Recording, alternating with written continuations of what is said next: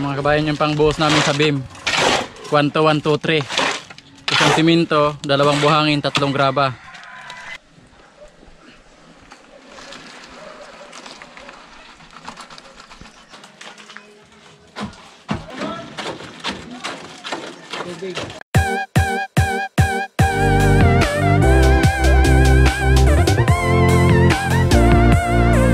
Yan ang ipapagawa ko ngayon mga kabayan, itong kwan dito, yung slab na maliit, yung para sa pinto. Tapos papabaklas ko na lahat ng mga forma dito, saka itong mga battery board na to papatanggal ko na lahat yan, kasi tapos na yung kwan dyan, hindi na rin gagamitin yung layout.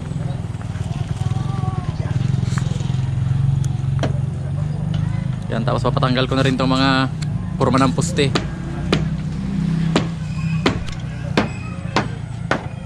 Yan, tapos yung bakal dyan yung isusunod.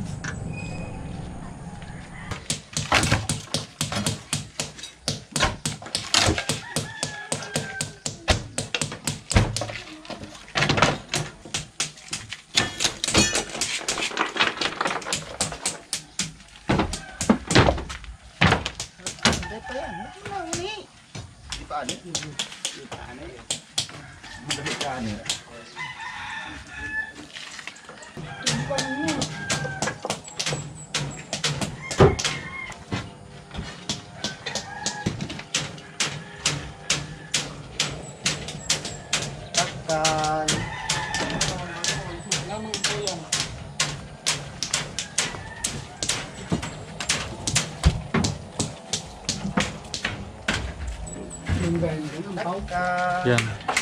Okay na. Yan, tapos ito linagyan ko ng 5 dito.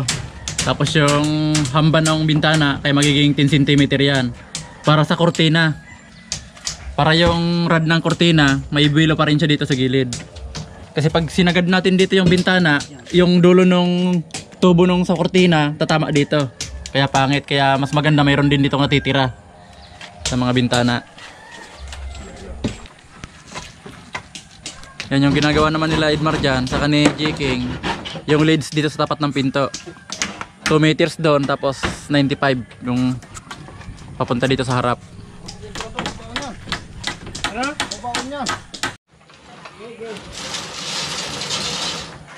Oh!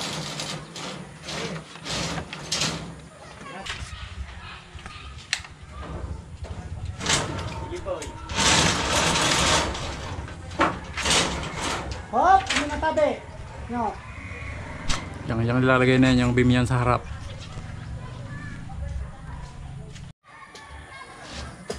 Ah!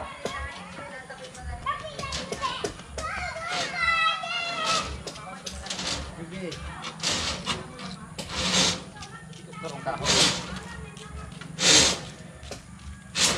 Hop! Oh, ang kahoy. Ano? Okay.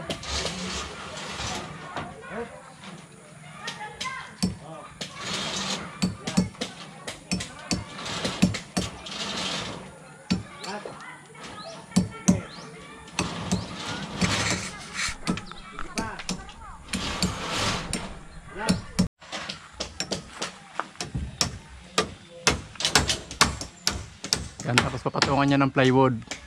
Isang plywood. Yan, tingnan natin dito sa taas mga kabayan.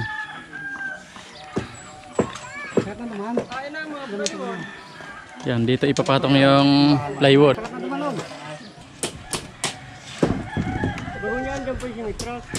Yan, kuha niyan, pinulik niya na 1/2. Abot na itong mitras tabi mo. Ano doon sa loob. Dita. Takbiro. Yan. Iba sa baga.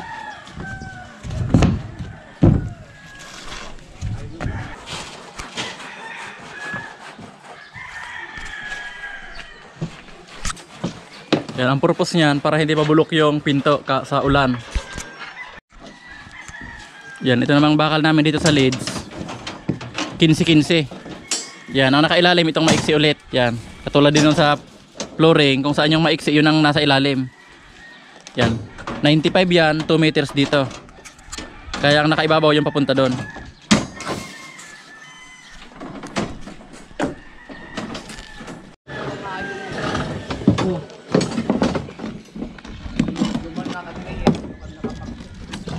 Yan yung alam rin namin dyan, number 16 yan.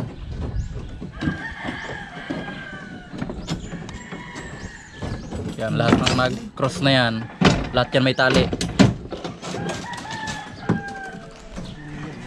Ano? Yan, tapos yung mga dulo ng bakal nakabin dyan ng 10 cm yan, nakapasok dito sa beam. Yan, tapos itatali ulit yan dito para nakaangat dito sa pinulik. Yan, nakapasok lahat yan dyan, nakabaluktot lang yan para hindi mabunot.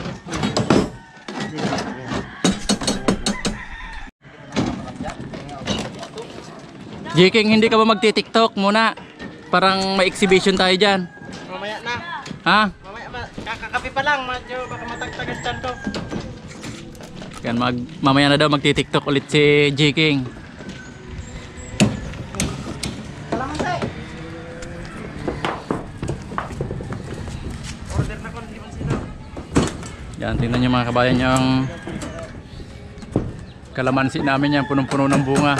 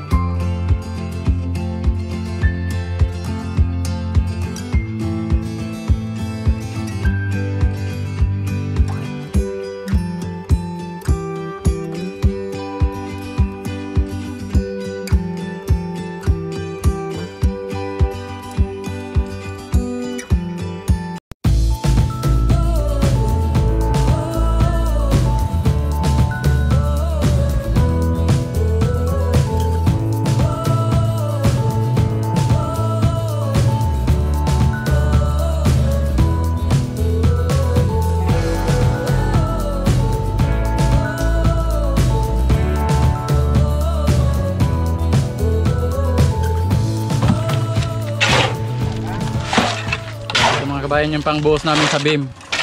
Kwanto 1, 2, 3. Isang siminto, 2 buhangin, 3 graba.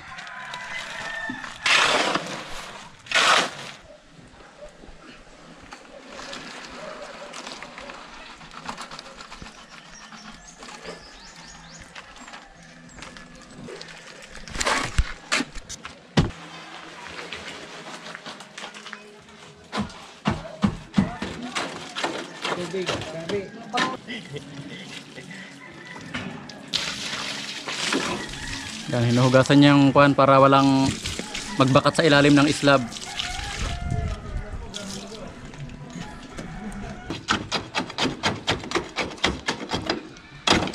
Siguruhin mo po, baka umampaw yan.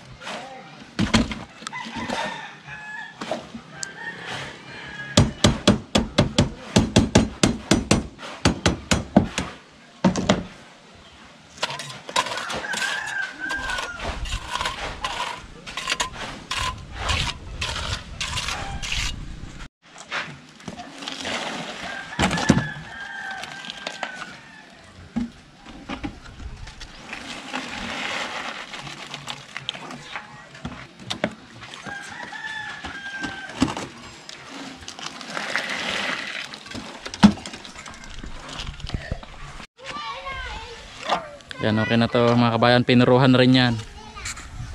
Kasi mas maganda kasing sabay yung puro para hindi tumagos yung tubig. Yan, straight to finish yan. Yang leads na yan.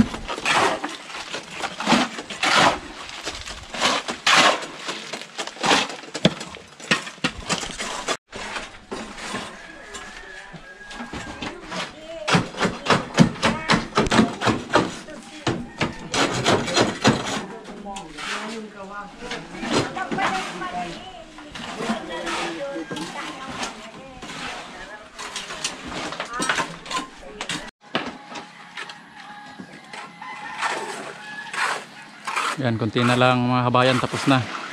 Yun na lang sa dulo yung natitira.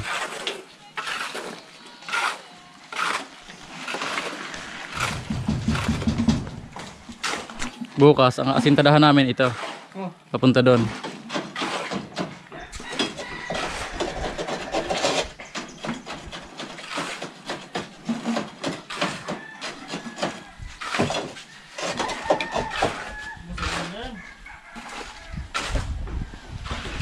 The next day. Yun yung dito sa may dulo, pinapabaklas ko na rin yan. Yan, ito lang yung ititira namin. Yan, tapos lahat ng forma sa beam tatanggalin na.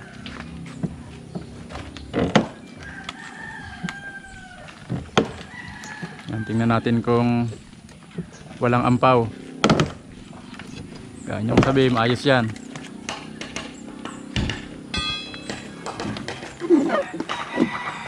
Yan.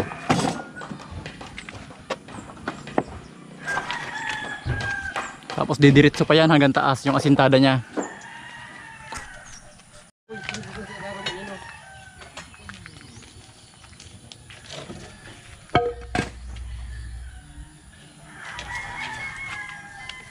Oh, Yan, yung mga bakal yan, abang yan para dito. Mayroon pa yung beam dito, saka yung doon. Kapako yan. Pero yung beam na yan, ipapahuli kong baklasin yan. Mga 1 linggo bago baklasin kasi nakahang siya. Hindi agad pwedeng baklasin. Pero yung mga nakapatong sa hollow blocks, pinabaklas ko agad. Kinaumagahan lang.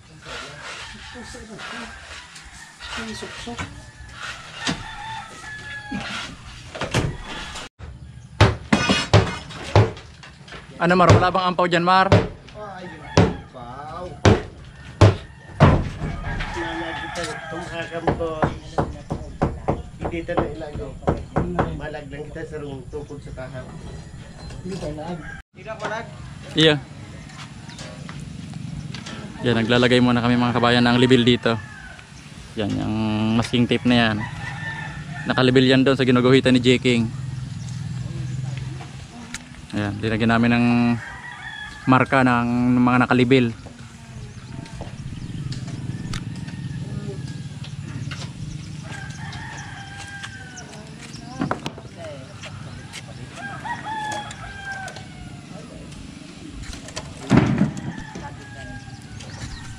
Yung asintada mo dito, Mar, 3 patong ano.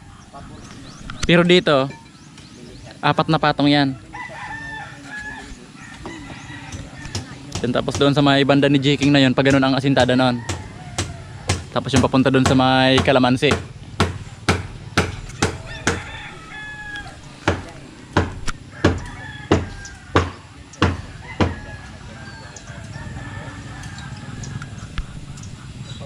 Ano J. King, ayos na? Tapos doon sa isang kwan doon, tingnan mo ulit kasi may tinanggal si Pipoy na kwan dyan.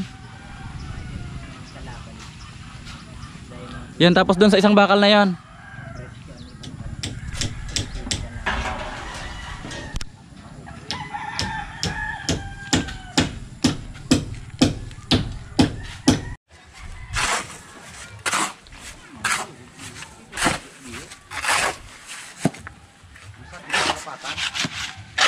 Yan, itong halo namin sa asintada na to, kwanto? 1.5. Isang siminto, 5 buhangin. Yan, ito yung inaasintadahan na to ni Edmar. Paikot yan, hanggang dyan. Yan natin yung inaasintadahan dito ni Edmar.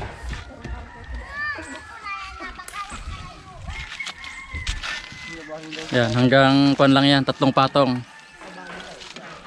Tapos buhos ng 10 cm. Tapos ito 4, nakausli ito ng 20 isa dito.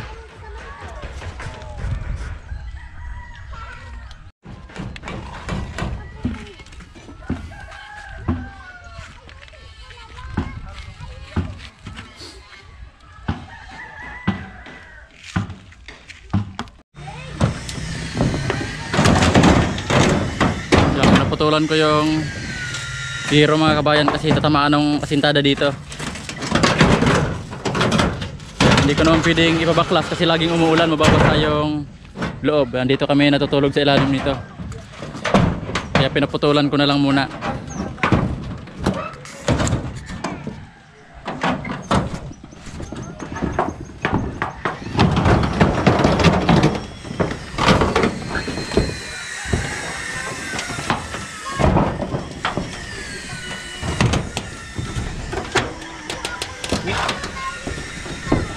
Yan, inabot na naman kami ng ulan mga kabayan. Pinto na naman yung gawa namin.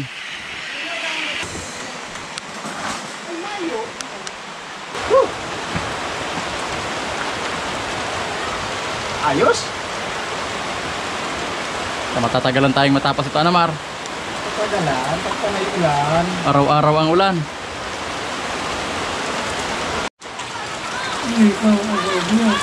Ano po, parang hindi natitigil ang ulan po ya. Ano Mar, nilalamig ka na yata Mar. Yan, hindi na yata tigil ang ulan mga kabayan. Baka maghapon na to.